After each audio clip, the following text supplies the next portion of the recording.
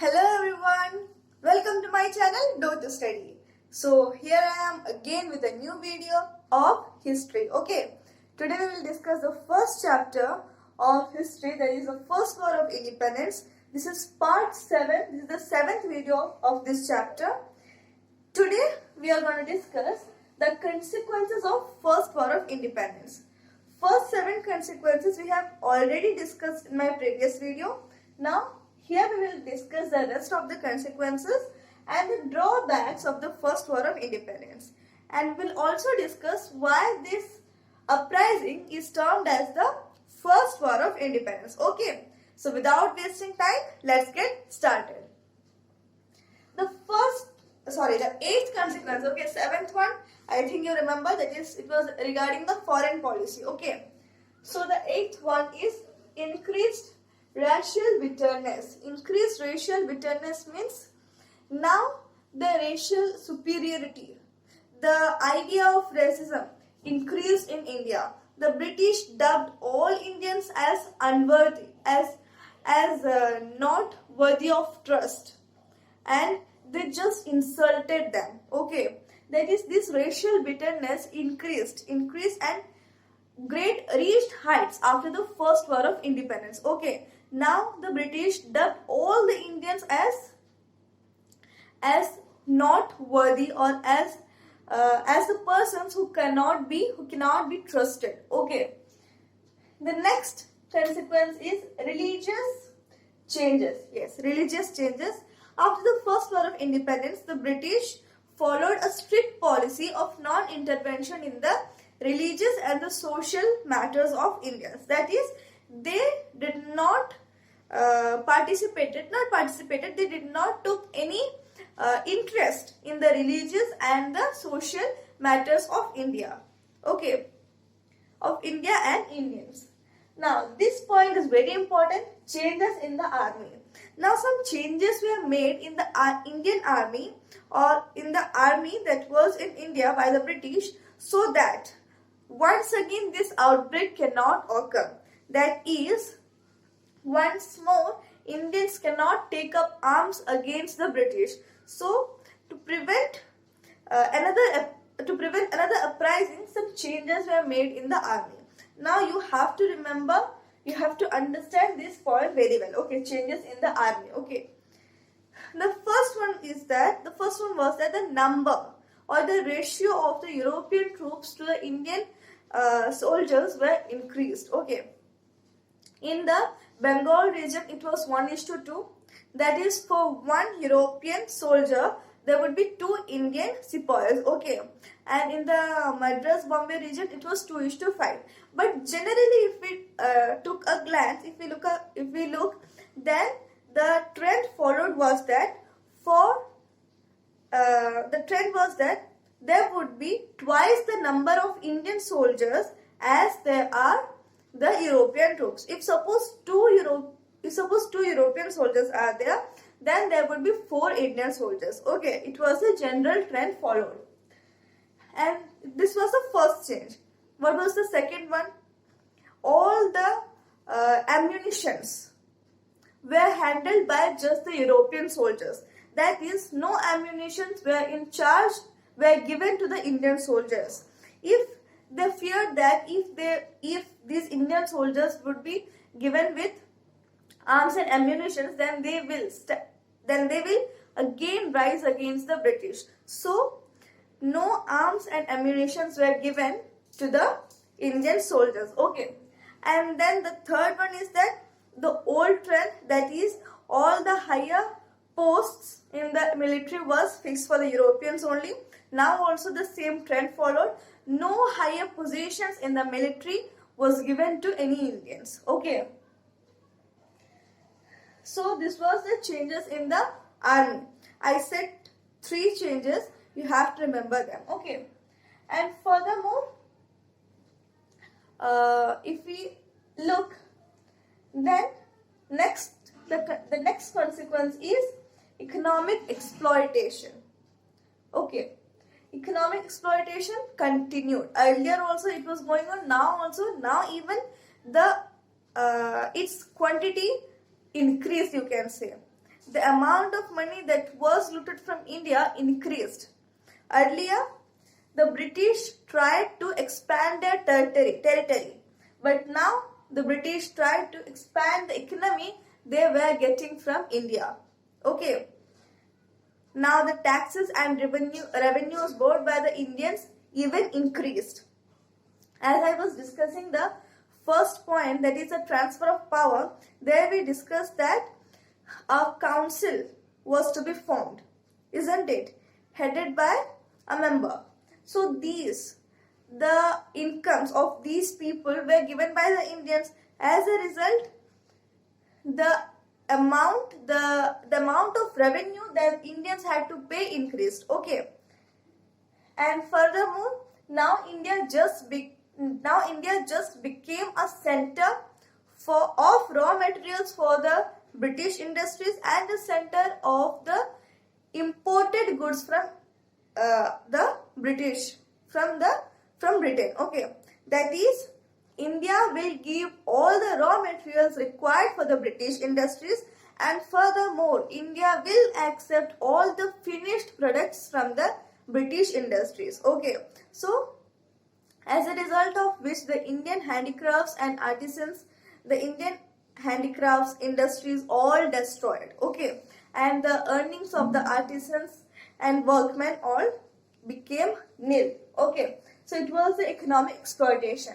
Now let's go to rise of nationalism. Yes, the struggle that many great Indian leaders faced, like Rani Lakshmibai, Nana Saheb, Mangal Pandey, all their sacrifices became fruitful when there was a wave of nationalism in India.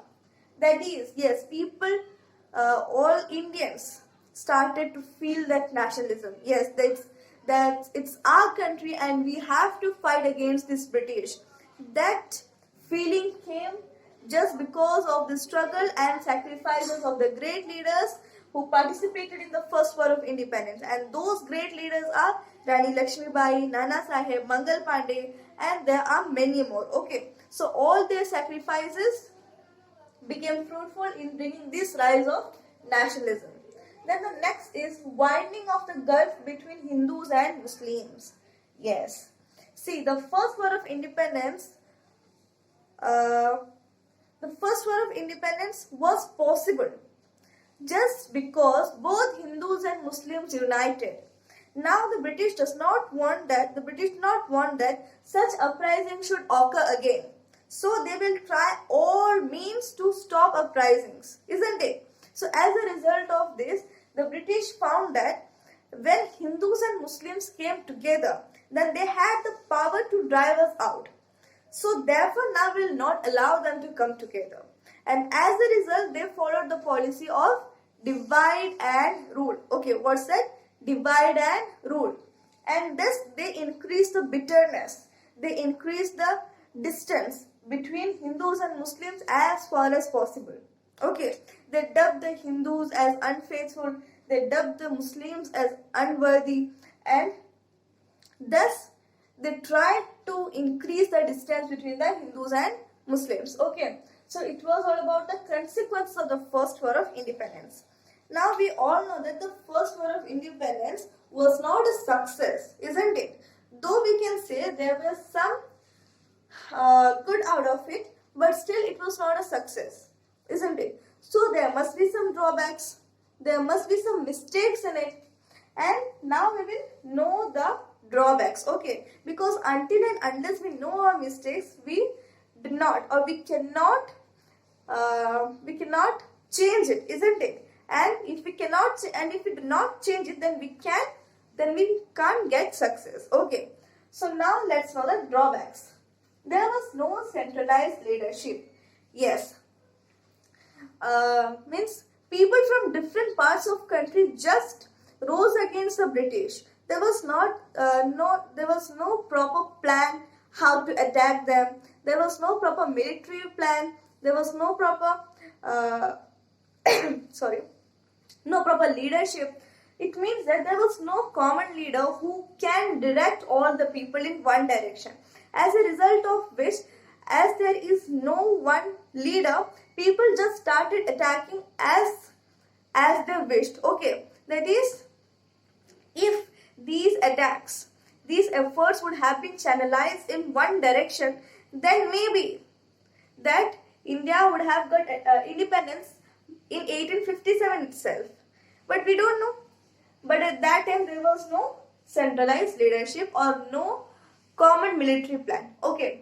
The next drawback is that no common goal except anti-foreign sentiments.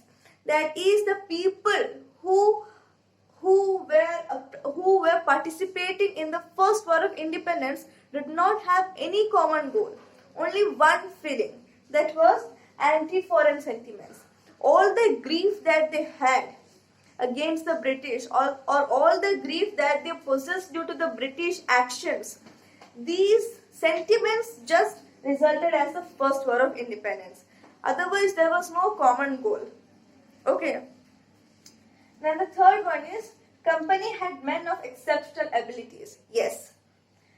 East India Company had men of exceptional abilities who were really talented and were successful in preventing, or to a large extent, they prevented the war.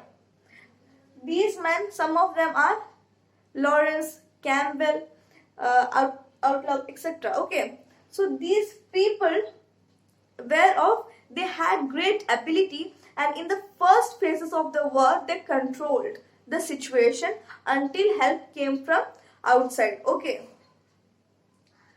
Then fourth one is British superior resources. That is, British had superior resources, isn't it? The British had far more resources, be it in terms of men, money, or any other ammunitions, arms, isn't it? That is, if we compare the British resources to Indians, then British had far more resources, more soldiers, more money, and more arms and ammunitions. But if we talk about Indians, then although all the sections of India, all the sections of the community had come together, but still many people did not join the war.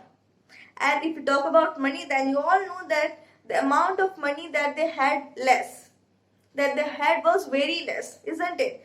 And about arms and ammunitions, it was, you can say that, very, very less in trace amounts, isn't it?